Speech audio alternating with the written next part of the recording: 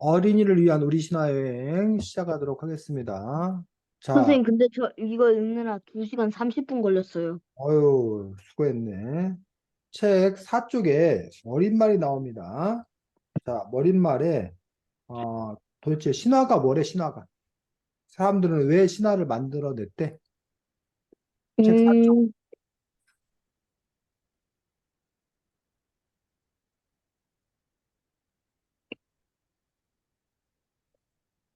우주와 자연에 대한 궁금증을 하나둘 풀어내기 시작하려고 했는데,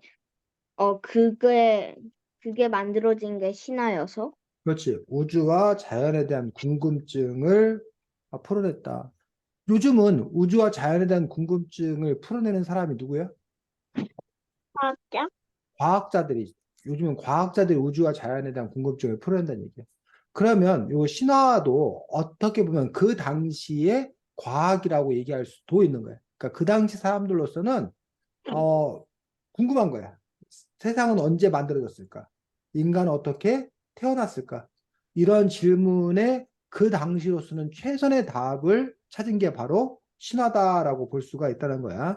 근데 보통 다원이, 세준이 신화하면 제일 잘 알고 있는 신화가 무슨 신화야? 다원이는? 그리스 로마 신화. 그리스 로마 신화를 우리가 보통은 잘 알고 있습니다. 그리스 로마 신화가 제일 유명합니다. 근데 이 책은 세준이 특징이 뭐야? 우리나라 신화? 이 책은 그리스 로마 신화, 뭐 인도 신화, 중국 신화, 일본 신화, 세계 각국의 신화가 있는데 그런 신화가 아닌 우리나라에 있는 어떤 그런 신화에 대해서 얘기하고 있는데 어때? 세준이 이 책을 읽기 전에도 여기 나와 있는 우리나라 신화를 알고 있는 게 여러 가지 있었어? 아니면 처음 보는 게 더 많았어? 여기 있는 거 거의 다 몰랐어요. 한락궁이 빼고는 다 음, 몰랐을걸요? 거의 대부분 아마도. 새로운 거였다. 다원이는 어때? 거의 다 몰랐어요, 어, 저도. 그렇구나. 선생님도 사실은 이 책을 읽고 깜짝 놀랐어. 아니, 우리나라에 이렇게 신화가 많았단 말이야? 물론 이 중에 한 절반 정도는 쌤도 알고 있었던 건데, 쌤도 모르는 신화가 아주 여러 개가 많은 걸 보면서, 정작 그리스 로마 신화라던가 중국 신화 등 다른 나라 신화들은 관심이 많았으면서 우리나라 신화들은 잘 몰랐구나라는 생각이 들고, 또 한편으로는 왜 우리나라 신화는 이렇게 잘 안 알려졌을까라는 그런 의아한 마음이 들기도 했습니다. 자, 다시 사쪽으로 돌아가서 우리 신들의 공통점이 있다. 공통점. 우리 신들의 공통점은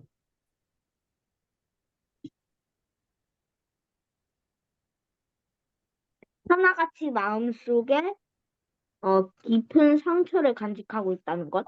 마음속에 깊은 상처를 간직하고 있다는 것들. 신이 완벽하고 완전하고 대단하고 뛰어나고 이런 신이 아니라 뭔가 마음에 상처를 갖고 있는, 간직하고 있는, 그리고 그것들을 극복하는, 어려움을 극복하는 어떤 그런 신들의 이야기가 많다는 것들이 우리 신화의 특징이다라고 이 책에서는 지금 이야기하고 있는 것들을 볼 수가 있습니다. 자, 그래서 여러분들이 이런 마음들을 안 상태 속에서 여러분들이 우리 신화를 함께 볼 텐데 어, 이 책에 따르면 아까 선생님이 왜 우리가 우리 신화에 대해서 잘 모르나라는 부분에 대해서 5쪽에 그 설명을 해놨어. 나름의 이유를 드러났어. 왜 우리는 우리 신화를 잘 몰랐나? 선생님도 왜 잘 몰랐나? 이쪽에 그 원인을 뭐라고 분석해놨어?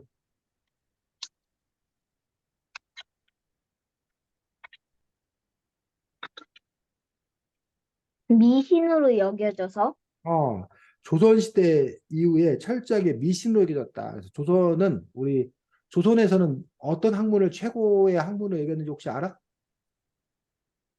조선시대 때. 유교 들어봤어, 유교?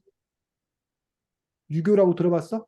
아, 네. 공자맹자의 사상을 바탕한 유교. 유교 중에서 특별히 성리학 사상을 으뜸 사상으로 생각했고, 성리학을 제외한 나머지는 다 잡학, 쓸데없는 거다. 이렇게 생각하기 때문에 이러한 신하들의 이야기는 그건 너무 헛맹당하는 말도 안 되는 그런 미신이다라고 그렇게 이제 얘기했고 그러면서 두 번째는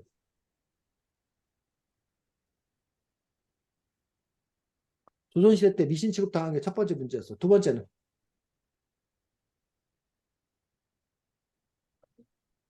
서민의 계급으로 떨어지고 오해를 받아서 그거 역시 조선시대 때 얘기야. 조선시대 때 그래서 무당, 신을 섬기는 그런 무당들도 천민 가장 낮은 계급으로 떨어뜨린 것도 조선시대 때고, 사람들을 그렇게 홀린다, 사람들을 홀린다라는 이유로 탄압받았다는 거. 조선시대 때 얘기야. 그 다음에 두 번째로는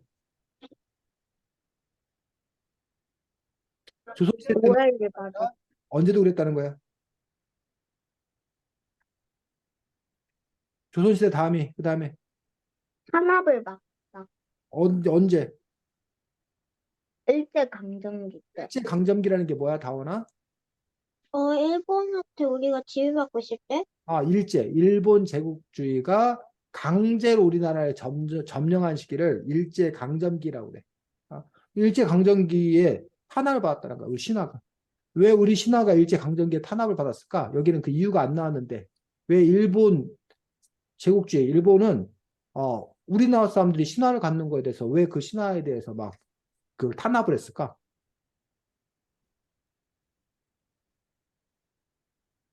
그러다가 막 유명해질 수도 있으니까. 다원이. 자신의 나라가 그런 게 있다는 게 뭔가 자부심을 가져서 뭔가 자기를 못해질 것 같아 두려워서요? 그렇지. 다원이가 잘 얘기했습니다. 그래서 조선이 우리가 신화를 갖고 있다. 라고 하는 것들에 대해서 자부심을 갖고 우리는 신의 자손이다. 그리고 그 신화를 중심으로 해서 조선 사람들이 그러니까 우리가 다시 일어서야 된다라는 그런 마음을 가져서 일본에게 저항할까 봐. 그것들이 이제 겁났던 거고 일본 입장에서는 너희들은 멍청해. 조선 너희들은 부족해. 너희들은 아무것도 아니야. 그러니까 우리 지배를 받는 거야. 라고 자신들이 지배하는 것들을 그 정당화 하기 위해서 그래서 너희들은 그런 신화도 없는 거야. 라는 식으로 탄압했다라고 얘기하고 있습니다. 세 번째는 자, 조선시대 때 탄압했고 일제강점기 때 탄압했고 세 번째는 새마을 운동을 거치면서 깨트려버려서 해방 후에 우리가 이제 일본의 식민지로부터 벗어나서 해방이 됐어. 그러고 나서 새마을운동이라고 들어봤어? 아니요. 다원이는. 못 들어봤어요. 새마을운동은 선생님이 세준이나 다원이만 했을 때 있었던 일이야. 그때 당시 우리나라 대통령이 누구였냐면 박정희 대통령이라고 들어봤어? 네, 박정희 대통령이 원래는 군인이었어, 군인. 장군이었어. 근데 그 장군이었던 군인이 1960년에 5월 16일 날, 1961년인가 60년에서 정확히 기억이 안 나는데 5월 16일 5.16 군사 쿠데타라고 해서 탱크를 몰고 자기가 정권을 장악을 한 거야. 그러면서 이제 새마을 운동이라고 해서 그 농촌 잘 살기 운동이란 어떤 그런 이름으로 초가 같은 것도 다 허물고 슬레이트 지붕을 만들고 도로도 새로 놓고 그래서 이제 근면 자조 협동이라는 그런 기치를 내걸고 그런 그 새로운 어떤 그런 나라를 만들어야 된다. 그래서 새마을 운동이라는 걸 했는데 그러면서 과거의 것들은 낡은 것이다. 과거의 것들은 나쁘다. 이런 식으로 하면서 그런 이렇게 우리 신화 이런 것들도 다 미신이다. 과거의 것이다. 라는 식으로 해서 그것들을 다 뭐 했다는 거야? 몰아내버렸다는 거야.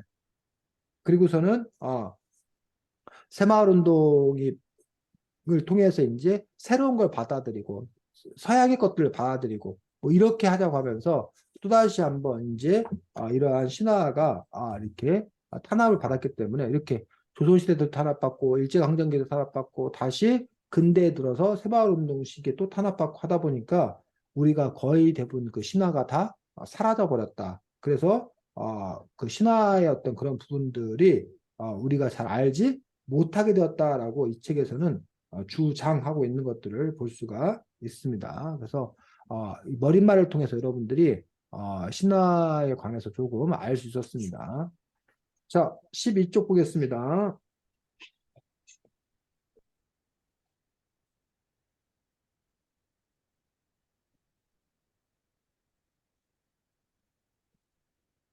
여기 12쪽 여기 쪽수가 잘 안 나와 있어가지고 12쪽이 여기 부분이야. 여기 부분. 자, 여기 보면 우리가 옛날 이야기와 신화가 둘 다 옛날에 있었던 일들이야. 근데 옛날 이야기와 신화의 차이점에 대해서 나와 있더라라는 얘기야. 어떤 차이점이 있대? 신화와 옛 이야기의 다른 점.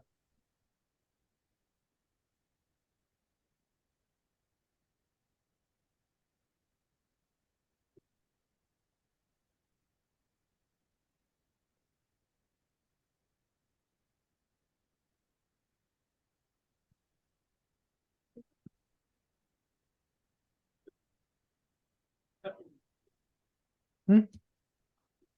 신화와 옛 이야기는 어떤 점이 다르대?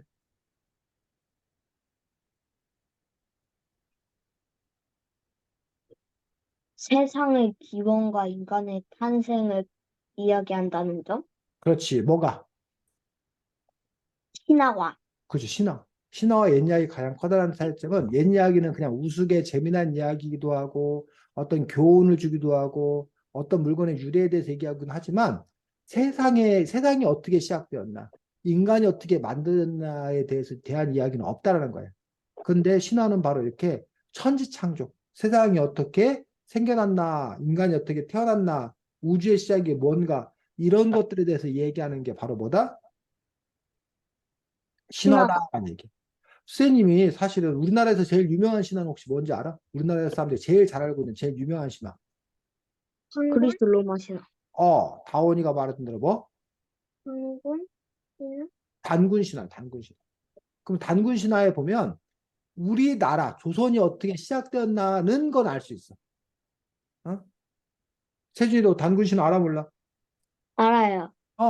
그래서 그 하늘에서 환웅이 내려와 가지고 곰이 사람이 되고 싶어요라고 하니까 어? 뭘 준 거야? 그, 뭘 줬어?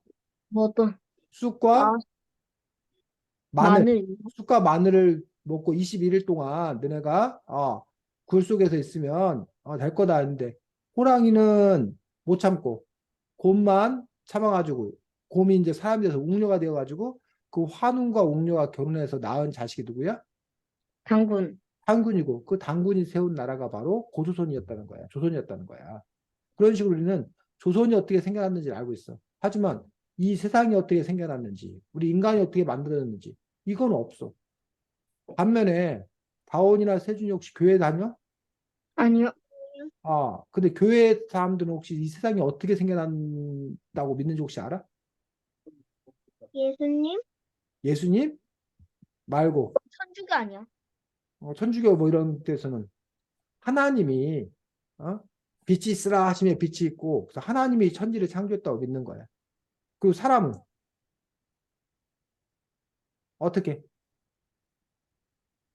하나님이 뭘 갖다가 진흙을 갖다가 흙을 갖다가 흙으로 사람 모양을 빚어가지고 하나님의 형상대로 사람 모양을 빚어서 코에 생기를 불어넣어서 우리 사람이 만들었다고 생각하는 거예요. 이처럼 그런 천지창조 신화 그것들이 성경에는 창세기라고 그러는데 그 창세기의 그런 천지창조가 어떻게 시작되었는지를 알려주고 있다는 얘기. 또 뭐 그리스 로마 신화에도 세상이 어떻게 만들어졌는지 중국 신화에도 세상이 어떻게 만들어졌는지 그런 신화를 갖고 있었는데 선생님은 우리나라에는 그런 창세 신화, 천지창조가 어떻게 됐는지가 없다고 생각했어.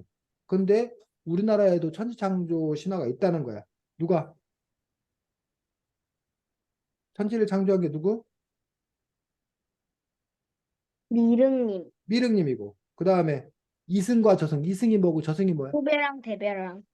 이승이 뭐고 저승이 뭐야? 이승은, 이승은 사람들이 살고 있을 때 있는 곳이고, 저승은 음, 사람들이 죽었을 때 가는 곳. 그렇지. 이승은 지금 여기가 이승이야. 선생님과 세준이와 다원이가 함께 사는 이 공간이 이승이고 저승은 바로 죽은 사람들이 가는 공간이 저승인데 그렇게 이승과 저승의 세계 이런 거 천지창조의 세계 이런 것들을 보고 우리가 창세신화 또는 창조신화라고 그러는데 바로 우리나라에도 이 천지창조의 신화 창세신화가 있다라고 얘기하고 있는 것들을 볼 수가 있습니다. 음. 자, 그 다음에 넘겨서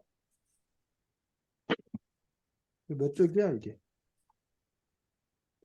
15쪽. 여기 폈어? 네. 자, 15쪽에 보면, 어, 자, 누구는 하나님이라 하고, 이건 아까 선생님 말했던 이스라엘 사람들, 유대교, 유태인들, 지금 요즘에 이스라엘이 옆에 무슨 팔레스타인하고 막 전쟁을 해가지고 지금 시끄러운데, 그 유태인들은 하나님이 세상을 창조했다고 믿어. 그리고 자기들은 선택받았다고 믿는 사람들이에요. 누구는 여와라는 여신, 여와라고 들어봤어? 아니야. 아, 이 여와라는 여신은 중국이야, 중국. 아니, 여와라는 여신 중국인가 일본인가 갑자기 헷갈리네. 반고가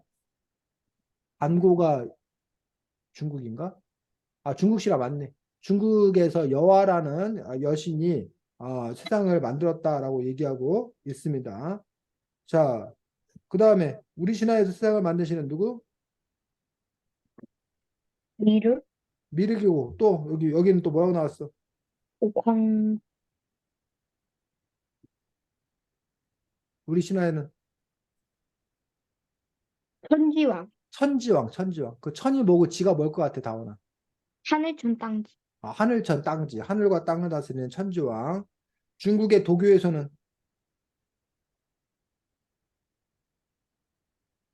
옥황상제, 옥황상제. 여러분들 옥황상제 우리나라에서 옥황상제 얘기를 하는데 바로 그건 중국에서 들어온 도교의 영향 때문에 도교에서는 옥황상제라고 불러.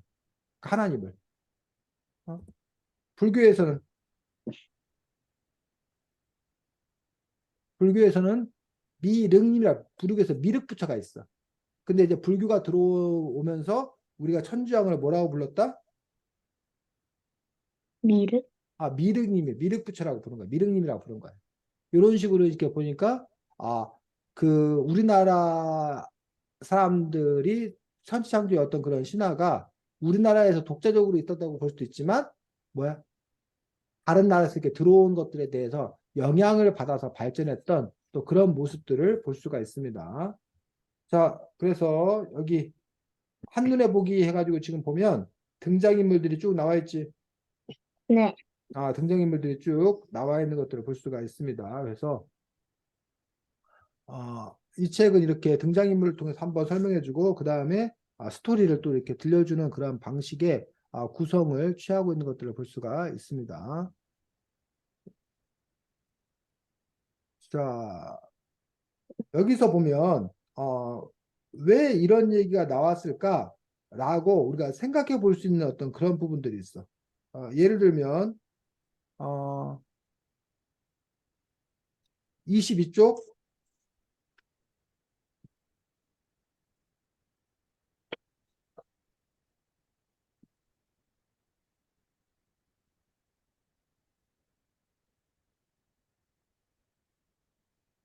물과 불의 본바탕을 가르쳐 드리면 저에게 무엇을 주실 건가요?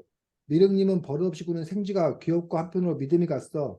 받았으면 주는 것이 당연한 이치잖아. 그래서 생쥐가 가장 좋아할 만한 것이 무엇인가 생각해 보았지. 세상 모든 뒤주를 내가 차지할 수 있도록 해주마. 뒤주라는 말에 생쥐기가 솔깃했어. 뒤지는 쌀을 담아 보관하는 괴짝이야. 요 이야기를 통해서 우리가 알 수 있는 게 있는데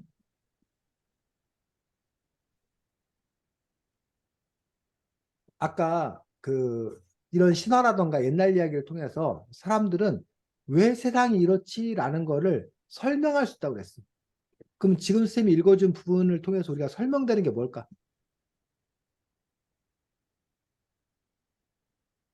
옛날 사람들이 뭐가 궁금했는데 지금 쌤이 읽어준 부분을 보면은 그래서 이렇게 된 거구나 라고 알 수 있는 부분이 있다는 거지.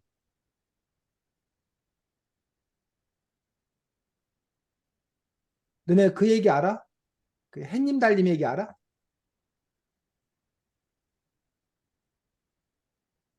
지금 이 얘기 말고 햇님 달님 얘기라고 다원이 세준이 알아 몰라? 아, 알아요. 그 떡 하나 주면 안 잡아먹지라는 그 호랑이 얘기 있잖아. 네. 알아요. 그래가지고 나중에 이제 그 동생하고 오빠하고 이렇게 가서 이제 뭐 햇님이 되고 달님이 됐다라는 얘기잖아. 네. 그 얘기를 통해서 옛날 사람들은 왜 해가 있고 왜 달이 있을까? 라는 걸 그런 이야기를 통해서 설명한 거라. 그리고 보면 옥수수 밭이 옥수수가 붉은 옥수수라는 거야. 근데 그게 왜 붉은 옥수수가 됐던 거야? 그 이야기에서? 썩은 동아줄을 타고 올라가던 누가? 호랑이? 호랑이가 그 동아줄이 끊어지면서 그 옥수수밭에 뭐 한 거야? 떨어져 죽은 거잖아. 그러면서 네. 그 피가 옥수수밭에 배어가지고 그게 붉은 옥수수가 된 거라고. 그럼 거기서 사람들이 무슨 궁금증이 풀린 거야? 어, 옥수수 중에서는 왜 붉은 옥수수가 왜 붉은 있어? 옥수수가 있을까라는 게 풀린 거야. 그때 호랑이가 떨어져 죽어서 그 피가 묻은 거야. 그래서 붉은 옥수수가 된 거야. 이런 식으로. 그게 선생님 진짜라는 게 아니야. 옛날 사람들이 그렇게 뭐야? 왜 옥수수는 붉을까? 왜 하늘에는 해와 달이 있을까? 이런 궁금증을 그런 이야기를 통해서 풀었다고. 그리고 그 당시 사람들도 그렇게 생각했을 거라고. 진짜로. 지금이야 그게 말도 안 되는 얘기지만. 그렇다면 지금 여기 20쪽에 나와 있는 이 부분을 통해서 어떤 궁금증이 해결되는 걸까?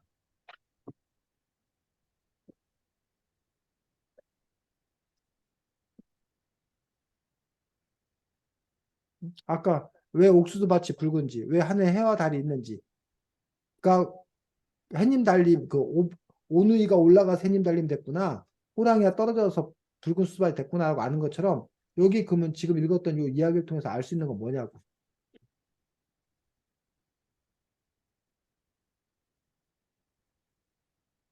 자, 밑에 셋째 줄 다시 한번 읽어보겠습니다. 세준이. 세상 모든 기술을 네가 차지할 수 있도록 해주라. 계속 읽어. 디주라는 말에 생쥐 귀가 솔깃했어요. 디주는 쌀을 담아 보관하는 괴짝이야. 디주만 차지한다면 앞으로 배고를 걱정 없이 똥똥거리면서 살 수 있을 거야. 그걸 통해서 우리가 알 수 있는 게 뭐냐고. 생쥐는 네가 쌀을 디주를 좋아한다는 거? 세준이. 생쥐가 디주를 응, 생쥐가 디주에 몰래 가는 이유? 응. 여기 21쪽에 나왔어, 중간에. 그때부터 생쥐는 뒤주를 마음대로 들락거릴 수 있었고, 사람들에게 미움을 받게 되었단다.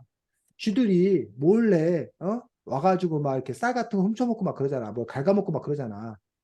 저 생쥐들은 왜 그럴까? 이때부터 그 미륵님에게 그걸 알려준 대가로 미륵님이 생쥐들에게는 그렇게 할 수 있도록 해줬다. 그래서 생쥐들이 그런다라는 식으로, 물론, 진짜 아니지. 진짜 아닌데 옛날 사람들은 그렇게 함으로써 왜 생쥐가 뒤쥐를 뒤지는지 그런 것들을 알게 되었다는 거예요. 다원아, 뭘 얘기하는지 알겠니? 다원아? 네, 아, 네. 이렇게 여러분들이 이야기를 읽다 보면 이래서 옛날 사람들이 이런 생각을 했구나. 이런 궁금증에 대해서 이런 옛날 사람들은 이렇게 이야기를 풀어갔구나. 이런 걸 여러분들이 아는 것들이 필요합니다. 자, 27쪽 보겠습니다.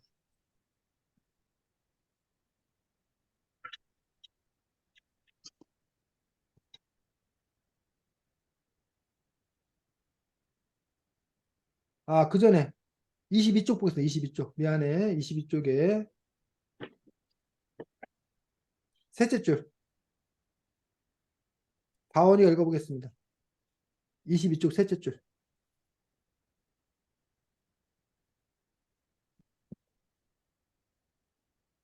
하늘에서 군쟁반에 금벌레 5마리가 떨어지고 은쟁반에 은벌레 5마리가 떨어졌어요. 미령님은 금벌레와 은벌레의 자식인 양 애지중지 길렀지. 금벌레는 자라서 남자가 되고 은벌레는 자라서 여자가 되었어. 아, 인간의 조상의 거기까지. 자, 지금 다원이가 읽은 그 부분을 통해서 우리가 알 수 있는 거.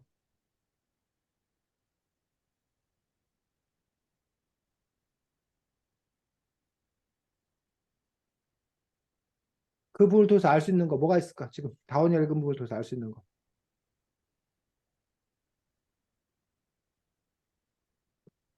인간이 음, 살게 된 것은 음, 그 벌레들이 음. 변해서 그렇구나. 그러니까 어떤 게 궁금했던 거야? 인간이 어떻게 있는지. 그렇지. 인간이 어떻게 있는지, 인간이 어떻게 생겨났는지. 아까 그 성경에는 인간이 하나님이 흙으로 자기 형상대로 빚어가지고 생기를 불어넣을 수 있다고 믿었던 거야. 근데 여기서는 그게 아니라 뭘로? 벌레? 금벌레, 은벌레를 키웠더니 그게 뭐가 되었다? 사람이 되었다라는 거야. 자, 근데 그거 말고 또 하나, 여기서 또 하나 알 수 있는 게 있어. 하필 근데 왜 금벌레는 자라서 남자가 되고 은벌레는 자라서 여자가 되었어? 라는 걸 통해서 알 수 있는 게 뭘까?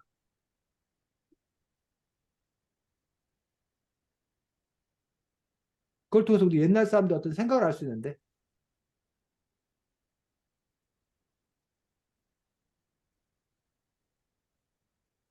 다원아, 요 네? 금벌레는 자라서 남자가 되고 은벌레는 자라서 여자가 되었어라는 문장에 대해서 어때?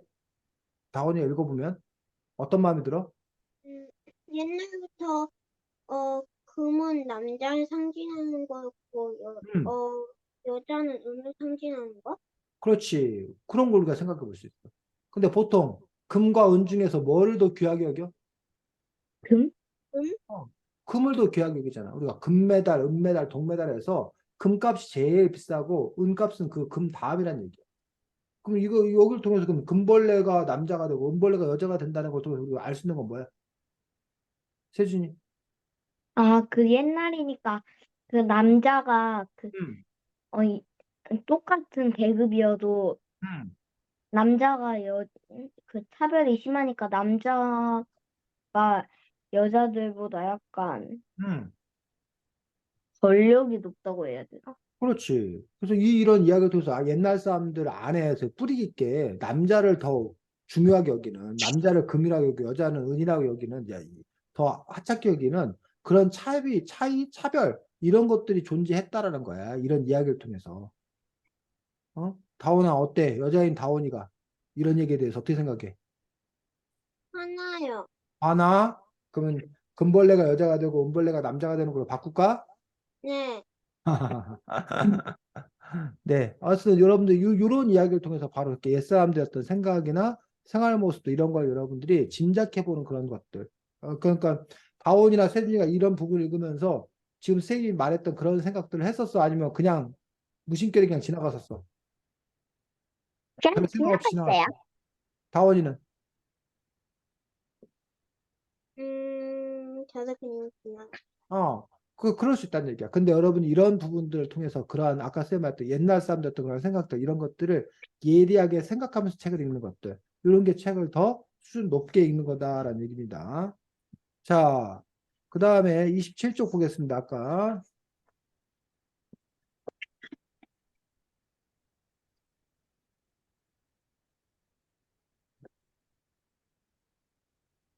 27쪽에 거기 첫째 줄 세 줄 읽어보겠습니다. 앞으로 꽃은 열흘도 못 가 시들고 땅에 심더라도 10년을 못 갈 것이래요. 요걸 통해서 알 수 있는 게 뭐야?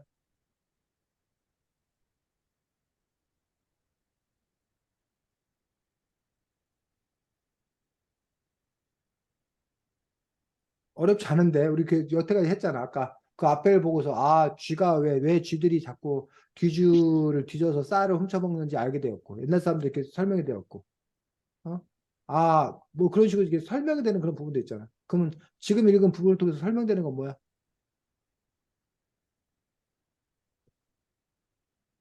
그래서 꽃은 음, 빨리 시들구나. 음, 그렇지. 꽃은 그래서 빨리 시드는구나. 땅에 심더라도 10년은 못 갈 것에 대해서 그 식물들이 그렇게 오래 살지를 못하는 이유가 바로 이 미륵님이 뭐 했기 때문에 분노하셨기 때문에. 분노하셨기 때문에 화가 나셨기 때문이구나 라는 식으로 왜 사람들이 궁금했던 거야. 왜 꽃은 이렇게 빨리 시들지? 왜 꽃은 오래 못 살지? 이런 궁금증에 대해서 대답하고 있다는 거예요. 자, 그 다음에 또 그 밑에 부분에서 또 궁금증에 대답하고 있는 부분이 있어. 그걸 한번 찾아보자.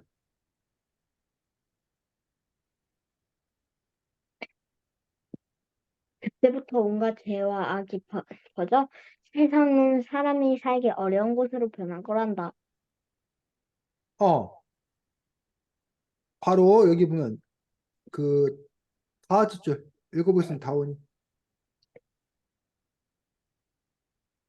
첫째 줄이요?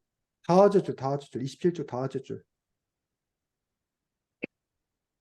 내가 다스리는 이 세상에는 집집마다 과부의 역적이 나고 부족과 백정이 날 것이다. 그리고 천대받는 중과 떠돌이 광대도 들끓게 될 것이니라. 그렇지. 바로 요 얘기는 그럼 결국은 뭐야? 왜 이렇게 과부가 뭐야? 다원아, 세준아, 과부가 뭐야? 과부가. 모르겠어요. 과부는 남편이 없는 여자. 남편 없이 홀로 사는 여자를 보고 과부라고 그래. 결혼했는데 남편을 죽거나 뭐 해가지고 남편이 없는 여자 과부라고 그러고 지금이야 남자 없어도 여자 혼자 살아갈 수 있잖아. 자기가 직업을 갖고 살아갈 수 있잖아. 근데 옛날에는 남성 중심이었던 그런 사회였기 때문에 남자 없이 여자 혼자 살아간다는 게 너무나 힘든 일이었어. 그 다음에 역적은 뭐야?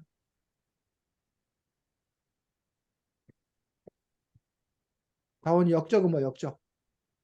전 모릅니다. 나라에서 죄를 지은 거? 어? 뭐라고? 나라에서 죄 짓는 거? 나라에 죄 짓는 거 세준이 역적이 뭐야? 몰라요.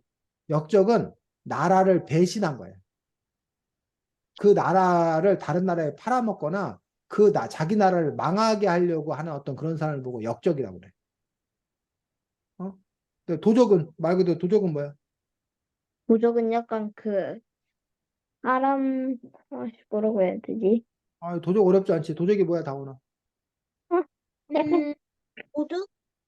남의 물건을 훔치거나 빼앗는 사람. 도둑과 강도를 합해서 도적이라고 그래, 도적. 백정. 백정은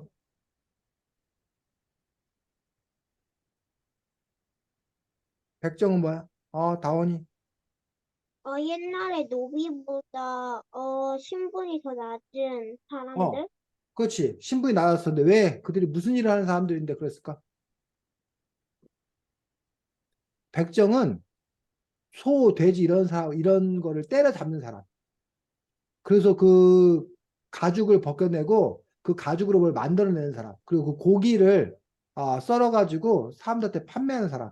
이런 사람들 보고 뭐라고 그랬다? 백정. 백정. 백정. 백정. 자, 그 다음에 천대받는 중과 중은. 중은 뭐야?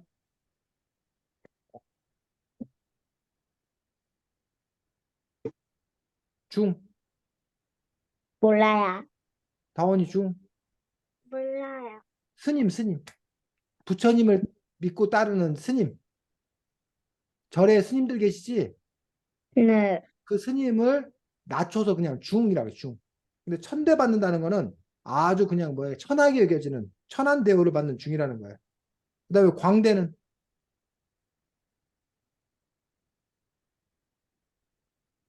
광대는 뭐야? 약간, 어? 음, 사람들에게 재미를 덧붙여주는 사람? 그렇지. 사람들에게 재미를 주는 사람. 요즘으로 말하면 가수, 연예인 이런 사람들을 보고 광대라고 얘기할 수 있어. 서양에는 삐에로.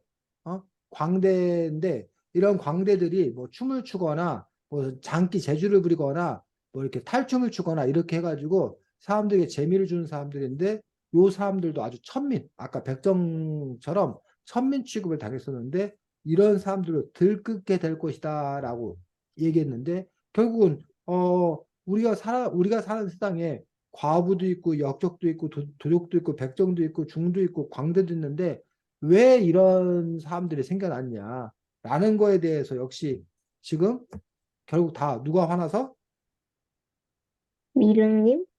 미륵님이 화가 나서 그런 거다라고 지금 이야기하고 있는 것들을 볼 수가 있습니다. 됐니? 네. 자, 근데 바로 그 넘겨서 28조. 그런데 사실은 이런 미륵이나 석가는 사실은 우리나라에 원래 있었던 게 아니라 다 뭐랑 관련이 있다는 거야?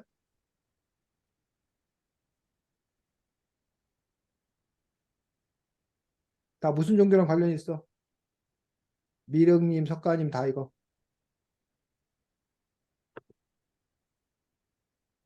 28쪽에.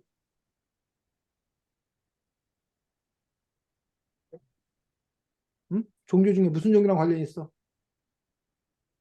불교? 불교랑 알아, 불교. 그래서 원래 불교는 어디서 시작됐는지 알아? 불교는 원래 어디서 시작됐는지 알아? 거기 이차돈? 어? 이차도는 그 우리나라에서 이제 불교를 신라가 받아들인 이야기고. 인도? 그렇지, 인도와 네팔, 지금 네팔 땅에서 부처님, 시타르타, 석가모니가 태어났어. 그래서 그가 깨달음을 얻고 거기서 이제 불교를 전파했어. 그 불교가 오랜 세월이 지난 다음에 중국을 거쳐 우리나라에 들어왔어.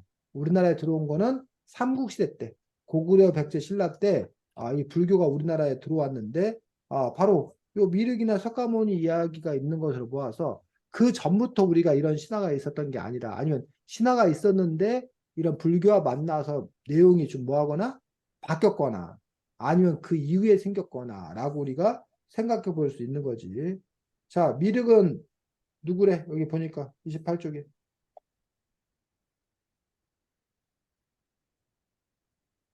미륵은 불교에서는 미륵을 누굴 보고 미륵이라고 그러는데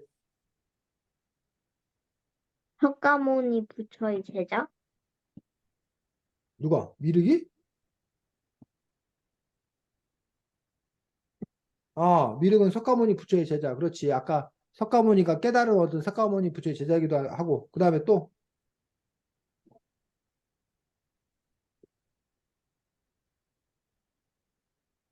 미륵은 미래의 부처? 미래의 부처. 그래서 이게 좀 헷갈리는데 불교에서는 부처는 깨달은 자예요. 그래서 누구나 다 세준이나 다원이나 누구나 다 부처가 될 수 있다고 생각하는 거야. 누구나 다 깨달음을 얻으면 부처가 된다고 믿는 거고 그 중에 제일 먼저 깨달은 사람들 중에 하나가 누구다? 석가모니. 시타르타라고 해요. 시타르타. 요게 인도 쪽에 왕자였어, 왕자. 근데 요 사람이 석가모니 시타르타가 생로병사. 다원이 뭐? 화장실 갔다 왔어요. 그래. 생로병사가 뭐야, 세준아?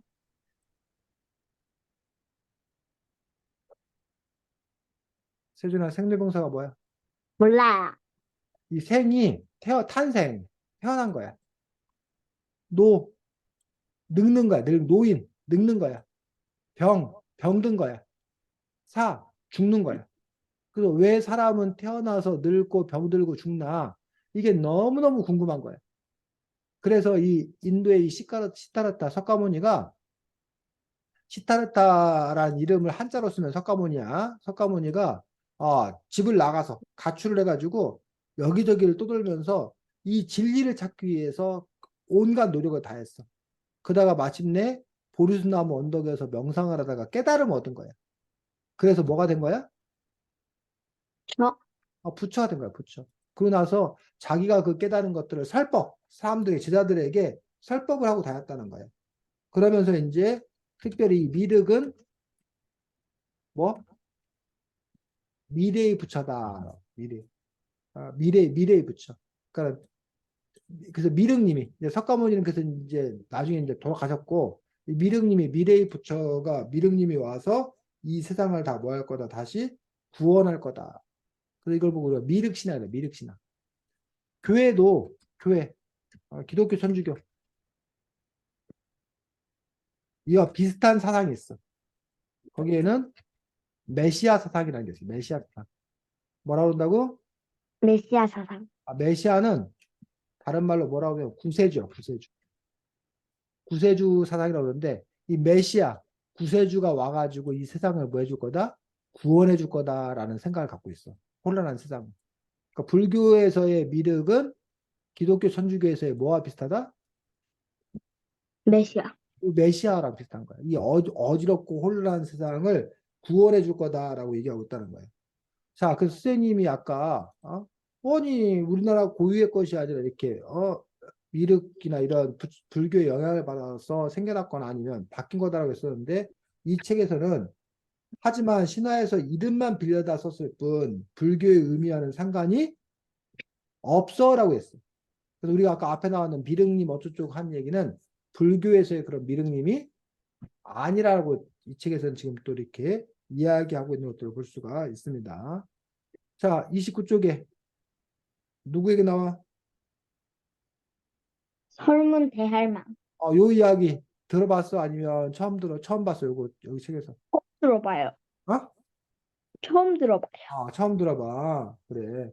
설문대 할망은 그래 그나마 우리나라 사람들이 좀 알고 이 설문대 할망 이야기는 그림책으로도 요 제주도 제주도 신화와 관련돼서 그 설문대 할망 신화가 또 이렇게 있는 것들을 볼 수가 있습니다. 그래서 세준이 제주도 가게 되면 아마 이 설문대 할망 신화와 관련된 것들을 또 직접 볼 수도 있을 거라고 생각합니다. 자, 그 다음에 이제 두 번째 파트가 누구하고 누구?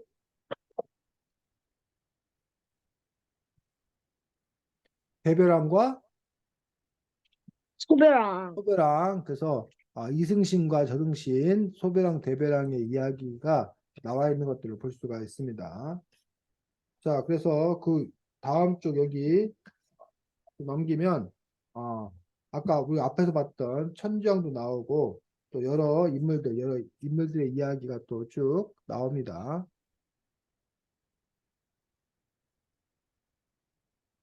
자, 그러면 요 앞에 이야기 천지창조의 신 미륵님 이야기하고 두 번째 이야기 요 이승신과 저승신, 소별왕과 대별왕 이야기하고 공통점이 있는데 어떤 공통점이 있을까? 누구와 대결을 해요. 그치. 대결을 해, 대결. 그래서 음,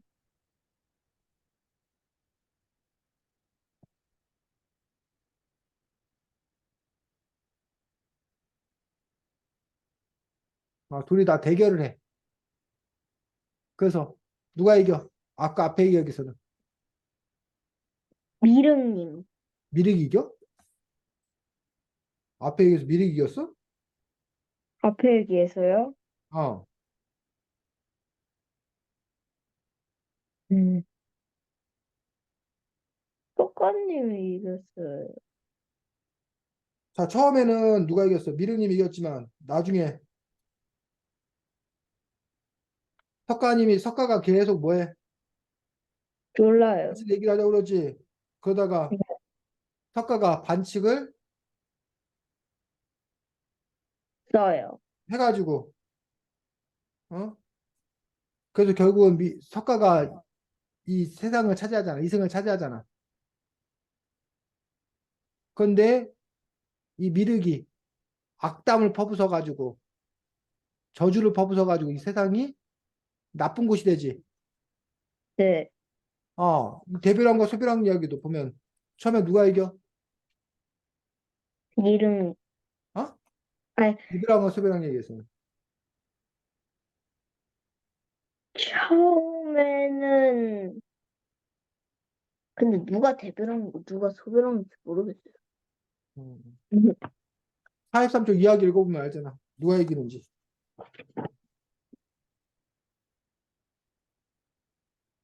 제일 처음엔 대별왕이 이기는데요. 그렇지. 소별왕이 음, 그 약간 뭐라고 해야 되지? 그, 바꿔치기를 해가지고 화분 바꿔치기. 그렇지. 여기도 보면은 그래가지고 어, 결국은 근데 소별왕이 이승 차지하지. 사람들은 소별왕이 차지하는데 근데 어떻게 돼?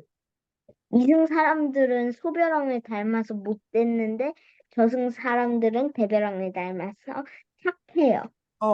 결국은 이승이 나쁜 것이 된다는 그런 공통점이 있는 거지.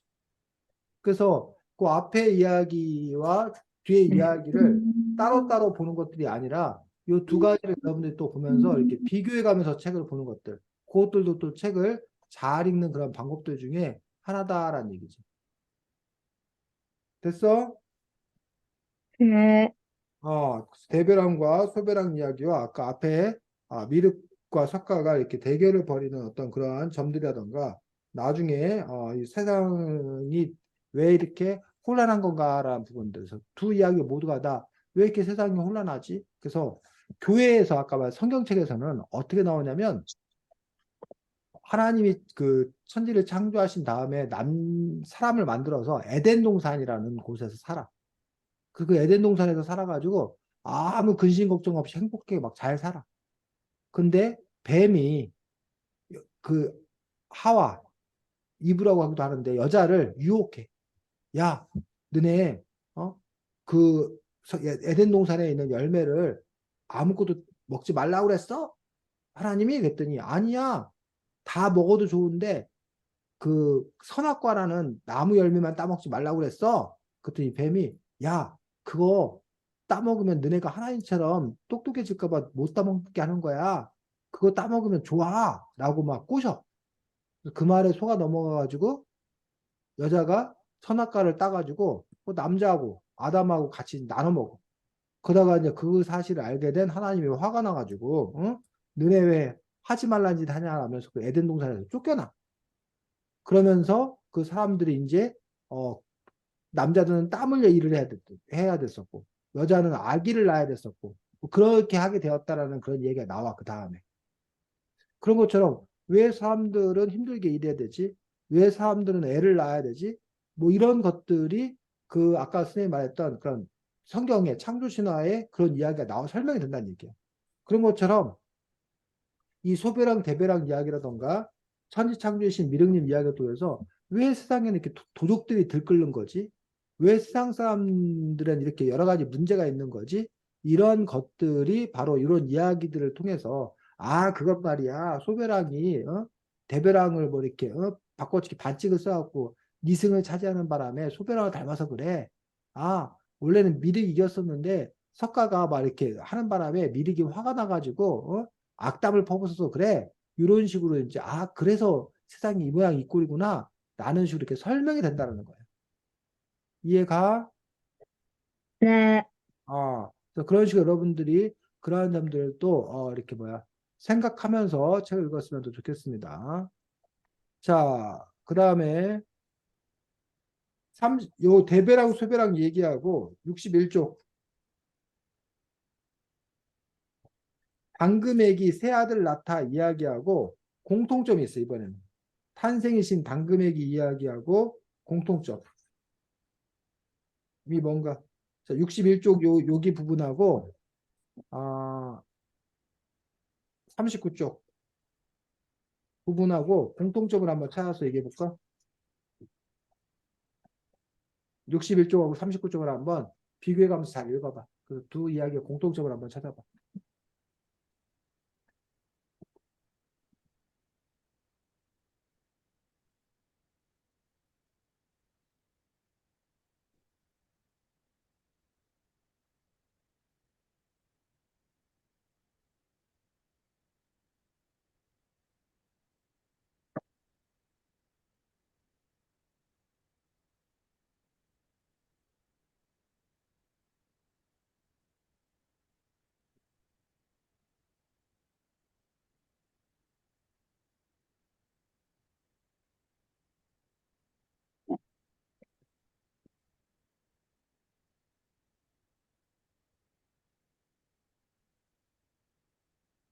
찾았어? 안녕. 이제 39쪽하고 61쪽 읽고 있는 거 맞아? 네, 음,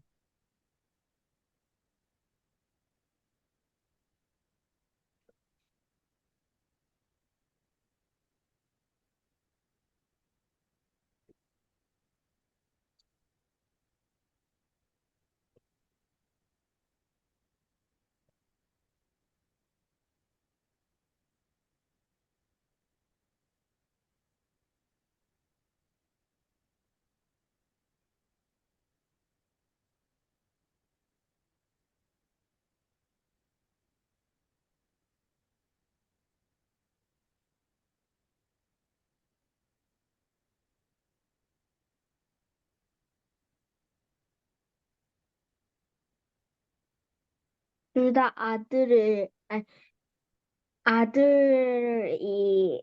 음, 아버지를 찾으러 가요? 그렇지. 다원이도 발견했어? 아니야? 자, 39쪽에 보면 대배랑 소배랑이 사람들이 저희에게 아비 없는 후레자시라 욕합니다. 저희는 아버지가 없습니까?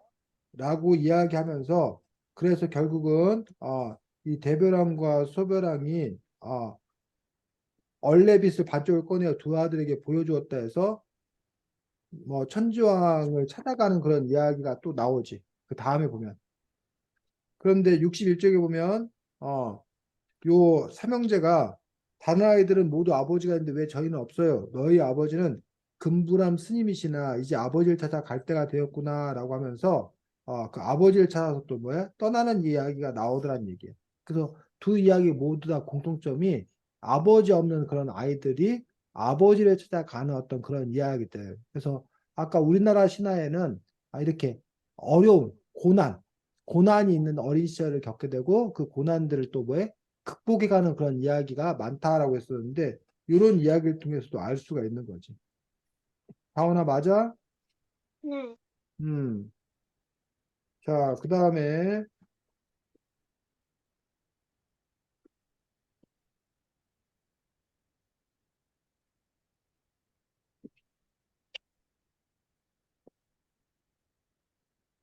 몇 쪽을 보냐면 69쪽 보겠어. 69쪽.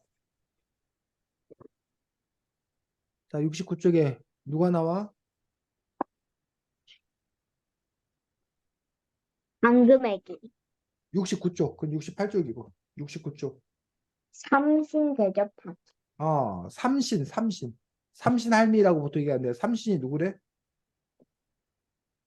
아기를 점지하고 아이가 무사히 태어나 15살까지 15살 될 때까지 자랄 수 있도록 해주는 신이.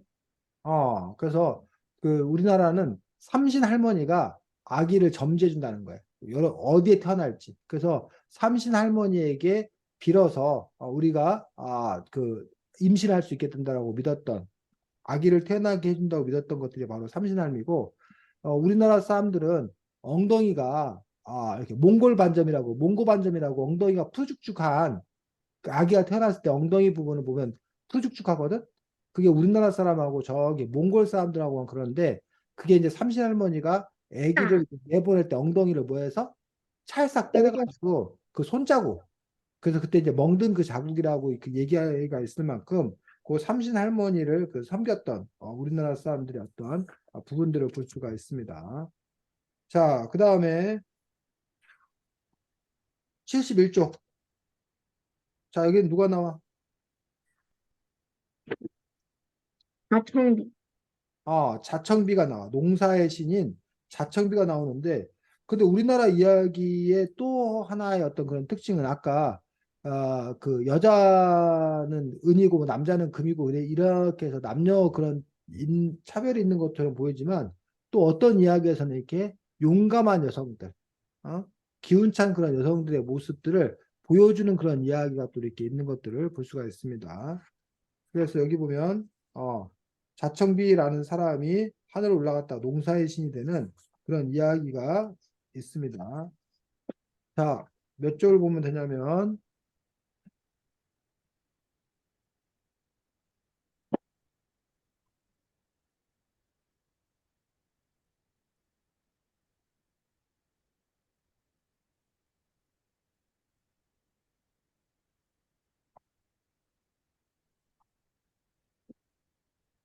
91쪽.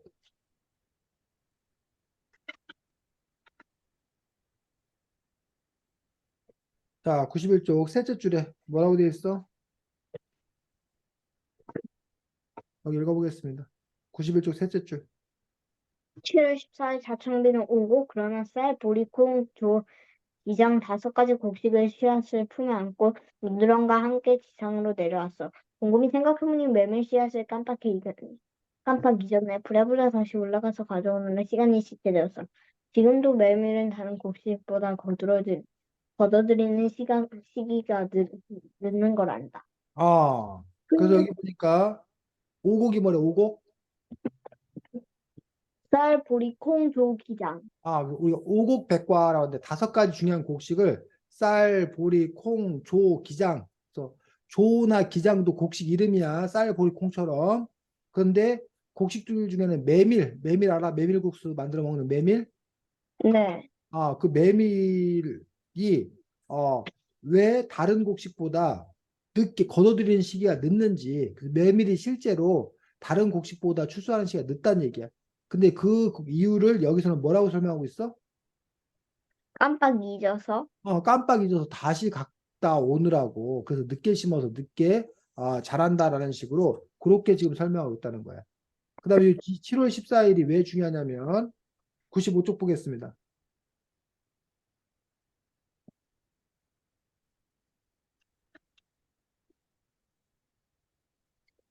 자, 7월 14일이 무슨 날이래?